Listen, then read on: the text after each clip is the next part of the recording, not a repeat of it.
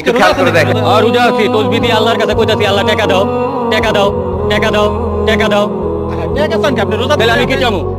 টাকার ভিতরে সুখ, টাকার ভিতরে শান্তি, টাকার ভিতরে সর্বকিছু। আমি যা ভুল করেছি, আগে যা করেছি সেগুলো তো মাফ করে দেন, আপনি টাকা চাচ্ছেন কেন? আমি কি লেগে মাপ চামু? আল্লাহ তো বলো আল্লাহর কাছে মাপ চাই, আমি বিপদে পড়ুম লেগে মিয়া। আল্লাহ বলো আরে আমরা যা কিছু করি সবকিছুই আল্লাহর দোষ। ভালো করলো আল্লাহর দোষ, খারাপ করলো আল্লাহর দোষ, উষ্টা খায় বললো আল্লাহর দোষ, না খায় থাকলো আল্লাহর দোষ। আল্লাহ বলো না তাইলে আমি চালাক। আমি রোজা ডেলি 8-10টা করে রাখি, আপনি মতন 1-2টা রোজা রাখি না।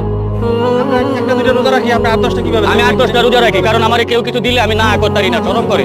মানে কে কিছু কি দিব? দিনে কি আপনার কেউ দিবেন? রোজা দিনে কে কিছু দিবেন? কত জনে দেয়, কত জনে দেয়, ভালোবাসা দেয়, কথা শুনলে তো আপনার টুটু দেয়, গোলাপ ফুল দেয়। এই রোজা দিনে আপনি এই কথা বলছেন, এই কথা শুনলে তো আপনাকে ধরে মাইসে ধরে মারবো। আমার বাতের ব্যারাম আছে, বাতের ব্যারাম আছে? মাঝে মাঝে পাবলিকের মাই খাইলে বাতের ব্যারাম একটু ক্লিয়ার থাকে।